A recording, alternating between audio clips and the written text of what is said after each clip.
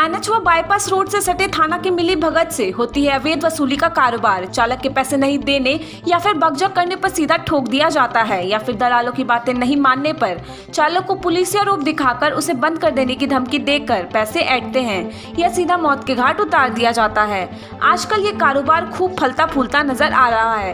Global hospital के पास bypass road Bhagalpur Sabour और लोदीपुर के क्षेत्र में आए दिन एनएच पर शाम ढलते ही दबंगों का तांडव शुरू हो जाता है।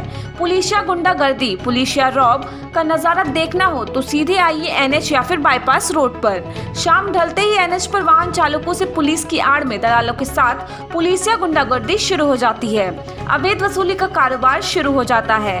भागलपुर बाईपास रोड में खुलेआम ग्लोबल हॉस्पिटल के पास सबौर और लोदीपुर थाना के मिली भगत से दलालों के द्वारा अवैध वसूली करने के संबंध में कई बार उच्च अधिकारियों से भी शिकायत की गई है, परंतु इस पर किसी की नजर नहीं जा रही। बताते चले कि सबौर थाना और कजरेली थाना लोदीपुर थाना के इशारे पर अवैध हथियार के भय से आम ट्रकों को माइनिंग और परिवहन का भय दिखाकर प्रत्येक गाड़ी से 2-2 हजार और छोटी गाड़ी से 500 रुपया तहसील कर रहे हैं। मुर्गीचक गांव में डॉक्टर जफर जावेद की निजी क्लिनिक में बबुरा गांव थाना धनकुंड जिला बांका के मोहम्मद इरफान जो 30 वर्ष के थे, उनका इलाज के दौरान मौत होने पर उनके क्लिनिक में मृतक परिजनों ने हंगामा किया। कुछ देर बाद सूचना मिलने पर पुलिस घटनास्थल पर पहुंची।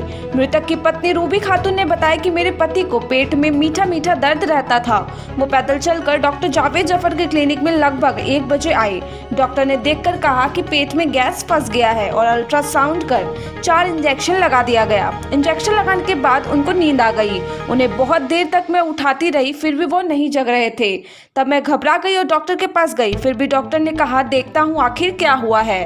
फिर वो मेरे पति के पास आए तो वो मेरे मरीज को देखकर बोले हालत खराब है। वो भागलपुर ले जाने की बात करने लगे। उन्होंने नहीं बताया कि मौत हो गई है।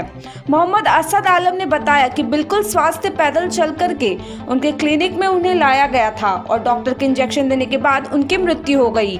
सनोला थाना के पुलिस पदाधिकारी सुशील कुमार दल बल के साथ घटनास्थल पर पहुंचे और मामले की जांच पर आक्रोशित लोगों को शांत कराया और कार्रवाई का भरोसा दिलाया।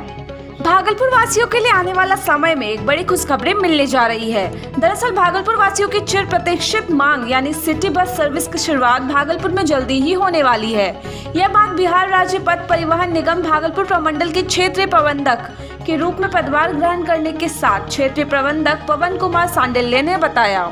नवनियुक्त क्षेत्रीय प्रबंधक के पदभार ग्रहण करते ही यात्री सुविधाओं को बढ़ाए जाने को लेकर सख्त कदम उठाए जाने की बात कही, जिसको लेकर उन्होंने मुख्यालय से अनुमोदन लिए जाने की बात भी कही। पवन कुमार सांडिल्य ने स्मार्ट सिटी भागलपुर में सिटी बस सर्विस चालू करने की बात करते हुए इसको सुल्तानगंज के प्रसिद्ध अजगेबीनाथ और कहलगांव के बट्टेश्वर स्थान तक चलाए जाने की बात कही।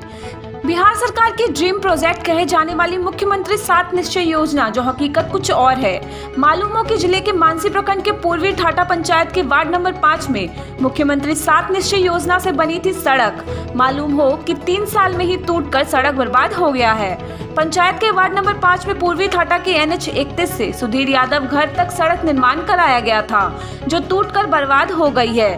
वहीं सुधीर यादव का कहना है कि योजना कार्य में लापरवाही बरती गई है, इसीलिए 2 साल के बाद ही सड़क टूटकर गिरने लगी है। इधर पंचायत तकनीकी नेहा कुमारी ने योजना की जानकारी लेने मंगलवार को पूर्वी ठाटा पंचायत के वार्ड नंबर 5 के सड़क पर जाकर योजना की विस्तृत जानकारी ली और वार्ड सदस्य से योजना का विवरणी मांगा। इधर मानसी प्रखंड विकास पदाधिकारी सुनील कुमार ने बताया कि योजना में अनियमितता बरती गई है, संवेदक पर कार्रवाई की जाएगी। भागलपुर के नौगछिया थाना क्षेत्र के वार्ड नंबर 13 मोहल्ला में 2 से 3 जुलाई के दरमियान रात को संजय शाह के घर में हुई चोरी मामले में स्थानीय लोगों ने एक कथित चोर को पकड़कर पुलिस के हवाले कर दिया है। गिरफ्तार आरोपी नोनिया पट्टी का धर्मेंद्र महतो है। नौगछिया थाना में दिए गए आवेदन में संजय शाह ने कहा कि उसके घर से कपड़े, कीमती सामान और हजारों रुपए के आभूषणों की चोरी चोरों ने कर ली थी। जब उन्होंने पास में लगे सीसीटीवी फुटेज को देखा तो पता चला कि 2 व्यक्ति घर घुसा और सामान लेकर वापस भी आया। जब दोनों लोगों को स्थानीय लोगों ने पहचान लिया, इनमें से एक नोनिया टोला निवासी धर्मेंद्र महतो और दूसरा नोनिया टोला का ही ढकना नाम का व्यक्ति है। स्थानीय लोगों ने धर्मेंद्र महतो को उसके घर से पकड़ लिया। संजय का कहना है कि धर्मेंद्र ने चोरी करने की बात को स्वीकार करते हुए कहा कि चोरी का पूरा सामान ढकना नाम के आरोपी के पास है। वहीं इधर मामले में नौगछिया पुलिस छानबीन में जुट गई है।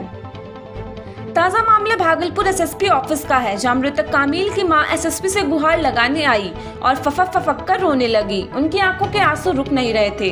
उनका कहना था, मैं अपने घर में भी सुरक्षित नहीं महसूस कर रही हूँ। मैं डरी सहमी हुई सी हूँ। अपने बेटे के कातिल को सजा दिलाने के लिए दर दर की ठोकरें खा रही हूँ, परंतु कोई थाना सुनने को तैयार ही नहीं है। मृतका की मां का कहना हुआ, मैं हबीबपुर थाना गई, वहाँ मेरी कोई नहीं सुनता। जिन लोगों ने मेरे बेटे को मारा वो लोग शायद थाना में पैसा देकर मुझे प्रत्येक दिन धमकाने आते हैं, डराने आते हैं और यह कहने आते हैं कि ये केस उठा लो वरना अच्छा नहीं होगा। मृतक कामिल की मां बीवी सजरुन नया टोला अफसर नगर हबीबपुर की रहने वाली है और वो बताती है कि 25 जून को रात्रि 9:30 बजे मेरा पुत्र कामिल को तवरेज उर्फ नटवा बुलाकर ले गया। वहां पर पहले से घात लगाए फतेह खान उर्फ फतवा, मोहम्मद निशार सभी मौजूद थे। सभी मिलकर मेरे लड़के से झगड़ा करने लगे। वहां पर पहले से 2 व्यक्ति मोहम्मद कलवा उर्फ कलीम और मोहम्मद मोराबक उर्फ मंगला दोनों भी मौजूद थे।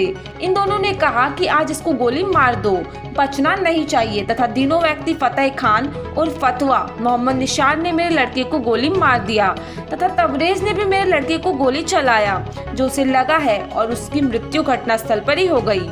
मेरा लड़का वहीं पर गिर गया तथा उन तीनों को गोली मारकर भागते देखा। घटनास्थल पर उन लोगों का एक देसी पिस्टल, 2 गोली तथा 2 खोखा गिरा हुआ था, जो पुलिस के द्वारा बरामद किया गया। इसकी लिखित सूचना मैंने थाना में दिया, जिसके बाद उपरोक्त मुकदमा दर्ज हुआ। उपरोक्त मुकदमे में अनुसंधानकर्ता के द्वारा मेरी गवाही नहीं ली जा रही है तथा मेरे गवाहों का भी बयान दर्ज नहीं किया जा रहा है।